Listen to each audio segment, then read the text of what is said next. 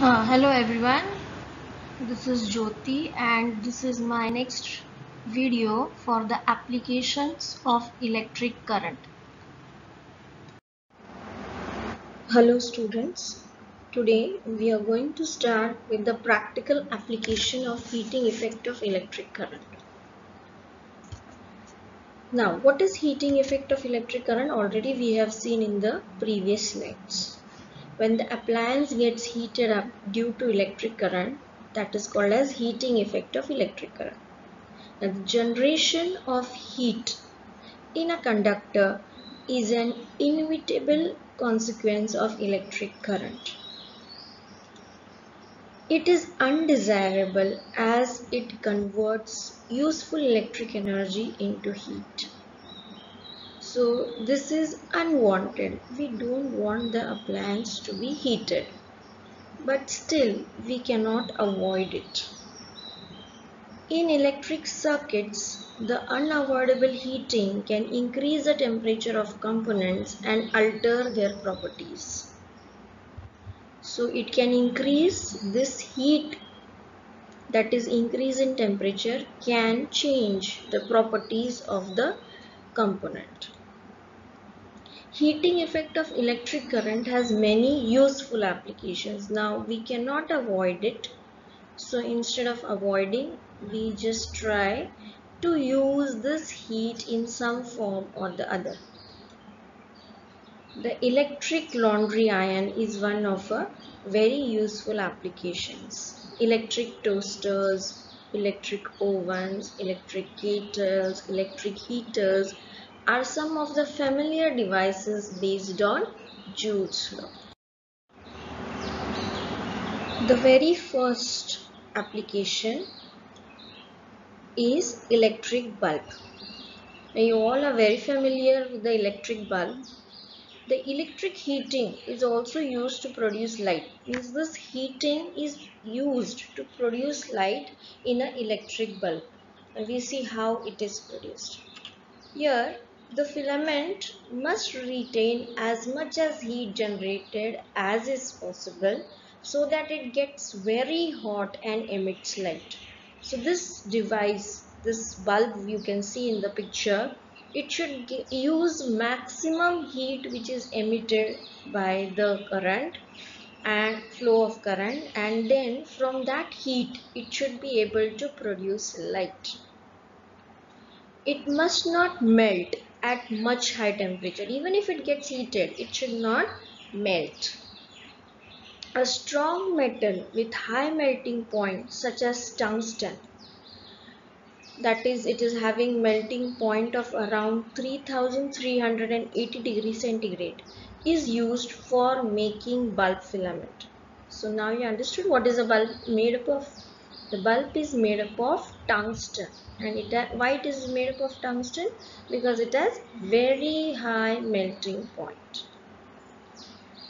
The filament should be thermally isolated as much as possible.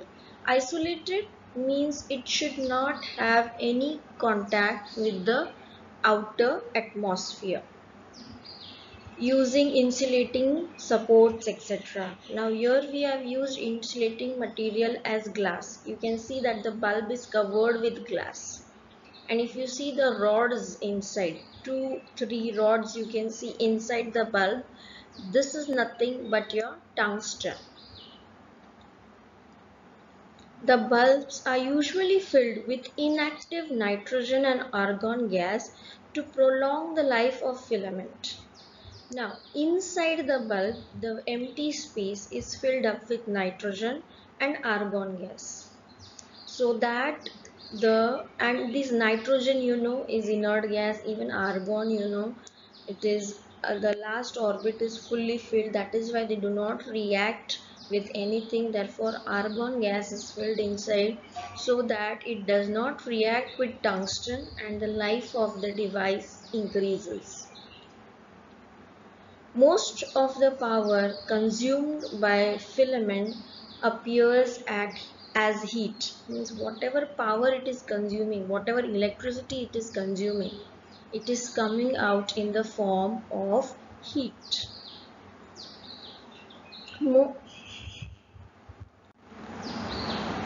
This is next, that is second application is electric fuse.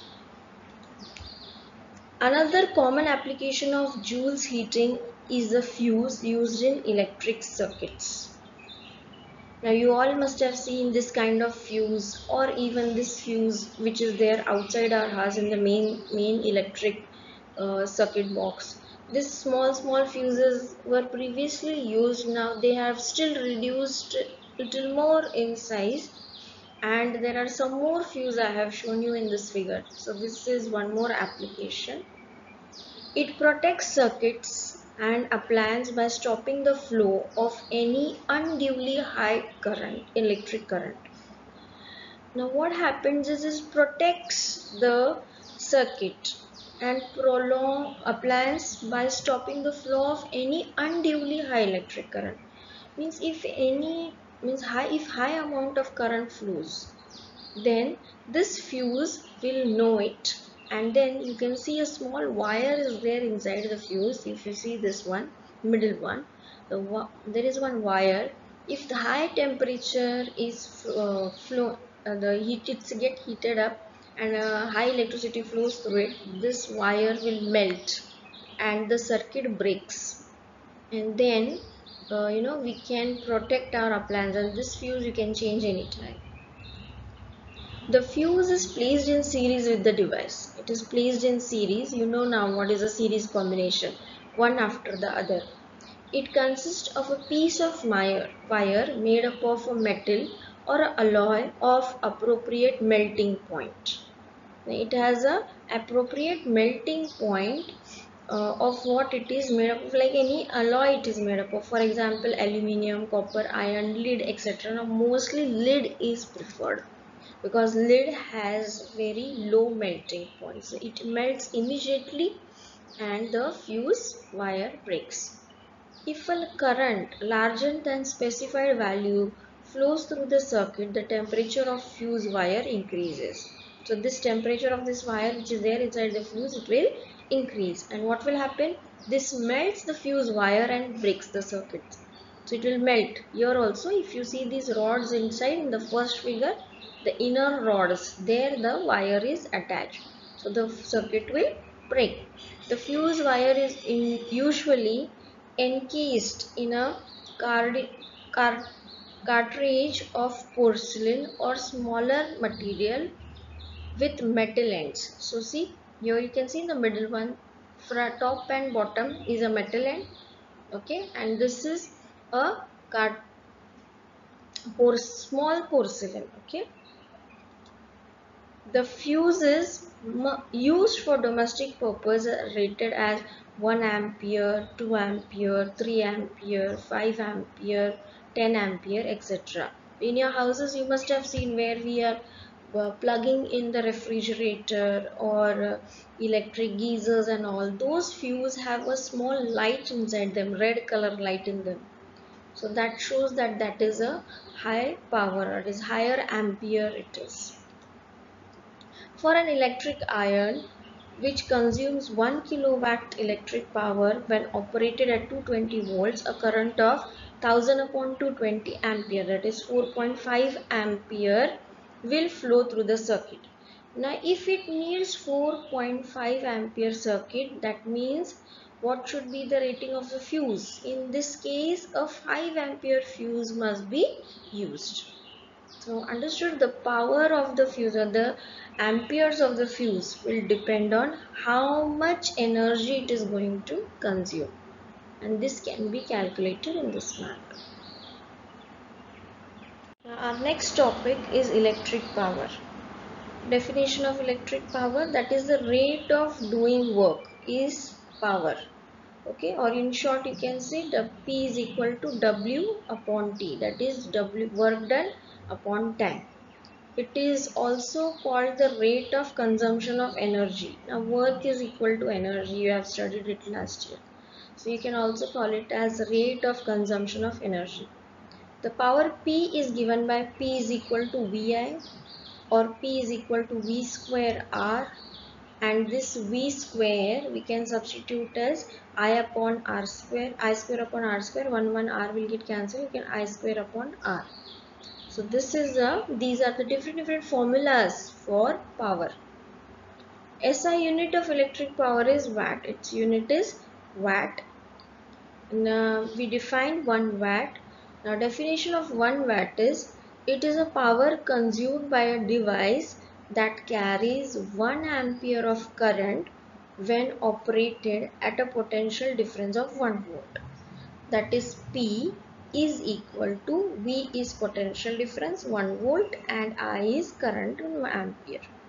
So 1 watt is equal to 1 volt ampere. Last topic here we have the commercial unit of power. Now the commercial unit of power, of course we know watt is a unit of power, but it is very small. The unit of watt is very small. Unit watt is very small. Therefore in actual practice we use a much larger unit known as kilowatt. It is equal to 1000 watts. Therefore, in actual practice, we'll use a much larger unit called as kilowatt, because watt is very small. So we are using kilowatt. It is equal to 1000 watts. Okay. So this is the unit. You must have noticed this, or in the house when you all must be discussing with your parents, they will with this much 5 watts bulbs or 40 watts tube lights and all that. So that is the unit. Now since electric energy is a product of power and time, okay, so W is equal to P into T. The unit of electric energy is therefore watt hour. So P into T, that is watt into T time is hours. So how much watt is consumed in 1 hour? 1 watt hour is the energy consumed when 1 watt of power is used for 1 hour. Okay, so this is a um, idea behind it. Now the commercial unit of electrical energy is kilowatt hour. So I told you, watt is very small.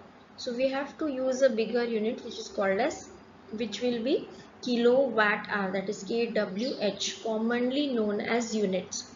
So when the electric person comes to your house to take the readings, they say how many units you have used, and it will flash in your electricity bill also. If you have an electricity bill at home, you can see how many units you have consumed in that particular month, and that unit is kilowatt hour.